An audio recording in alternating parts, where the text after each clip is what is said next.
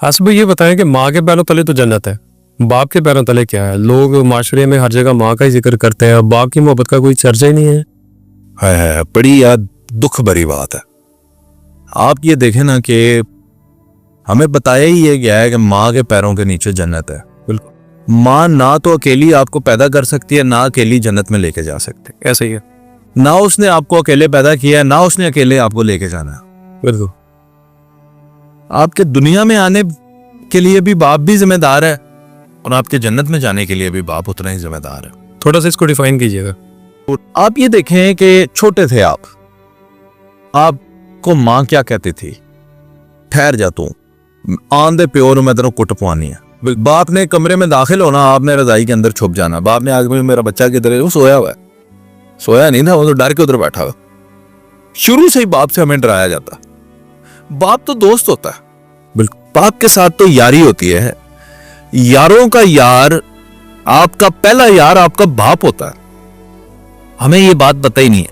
मैं आप समेत पाकिस्तान के नौजवानों को चैलेंज करता हूं, कब लगाया था आखिरी दफा बाप को गले? कब पैरों में बैठे थे? बड़ी देर हो। कब घुटने दबाए थे?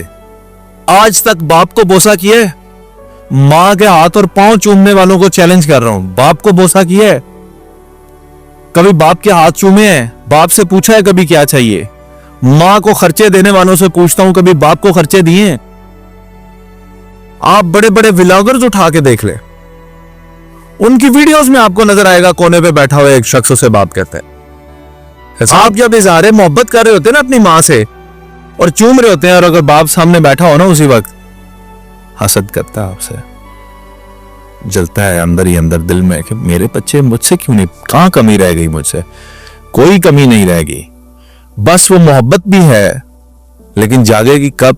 जब बाप को हार्ट अटैक आ जाएगा, कोई और बड़ा मसला आ जाएगा, तो बच्चे फिर रोएंगे भी, सारा कुछ होगा। तो ये बच्चों को बताना है कि बाप कितनी इंपॉर्टेंट हस्ती है। पूरी यूनिवर्सिटी तो तुम्हारे घर में थी, तुमने लिया ही कुछ नहीं। माँ तो चादर चार दीवारी में रहती है, वो आपको वही सिखा सकती है जो उसको पता है। बाप ने तो दुनिया की मार खाई है, असल यूनिवर्सिटी तो वो है। बिल्कुल। लेकिन उस यूनिवर्सिटी से सबक नहीं लिया, और एक ना चाहते हुए भी गैप बढ़ता गया। मुझे याद है सन 2007 की बात आपको बताऊं, मैं 2007 में मेरा और मेरे वालिद का रिलेशन देखे, मैं सऊदी अरेबिया में हूं, वो भी उधर ही है, एक ही शहर में। खाना मेरे लिए रात का वो लेकर आते थे, मुझे कहते थे तुमने खाना नहीं खाना, खुद उधर तो अच्छा नहीं मिलता तो मैं अच्छा खाना। मैं 2 साल सऊदी अरेबिया में रहा हूं, मैंने एक दिन पका के नहीं खाया, वो बाहर से मेरे लिए वीआईपी खाना लेकर आते। वाले साहब खुद लाते थे, खुद ला के मेरे कमरे में बैठना है, मेरे लिए खाना भी लेके आना है, साथ मेरे लिए जूसेस कोल्ड ड्रिंक्स भी लेकर आने। उस वक्त 1 रियाल की पेप्सी मिलती थी, वो लेकर आनी है, साथ सिगरेटों की डब्बी भी जेब में। खुद आज तक मैं अपने बाप की एक कसम दे सकता हूं कि उसने कभी सिगरेट को ऐसे हाथ भी नहीं लगा कर देखा, खुद अपने लिए, आज तक किसी नशावर चीज को भी नहीं। यानी आप जवान भी थे तब भी इतनी थे। तो मेरे लिए सिगरेट की डब्बी, और जनाब वाला मैं बाप की गोद में सर रख के खाना खा के सिगरेट लगा के, ये मेरा स्टाइल था जनाब वाला। मेरे तो उस वक्त बाप से ये दोस्ती थी। आप ये सोचे मैं जिंदगी में पता है इससे आगे क्यों नहीं बढ़ा, सिगरेट से चर्च, चर्च से शराब, ये चीजें क्यों नहीं गया? बताएं। मेरा वालिद जानते थे ना मैं कितना अभी हूं। अब यहां तक तो दोस्ती थी ना, अब सिगरेट के अंदर कुछ भरता तो वो तो देख लेते। हाँ जी, दोस्ती भी है और बाप की ताजीम भी है ना, तो उन्हें पता चल जाता। तो बाप जब दोस्त होता है तो बच्चे बहुत बड़े मसलों से बच भी जाते हैं और शेयर करते हैं अपने बाप के साथ। तो हमने बाप को खुदे लाइन लगा दिया, साइड पे करके रख दिया। मदर्स डे मनाते हैं, फादर्स डे कभी नहीं किसी ने मनाया। होता है फादर्स डे भी, सिस्टर डे भी होता होगा, ब्रदर डे भी होता होगा, लेकिन हम मनाते हैं मदर्स डे या वैलेंटाइन डे मनाते हैं। फादर डे कभी मनाया जी किसी ने? ये सर्दियां आई हैं, मैं पूछता हूं सवाल अपने तमाम नौजवानों से, किस किस ने इस सर्दियों में अपने बाप को जैकेट लेकर दी है? नहीं।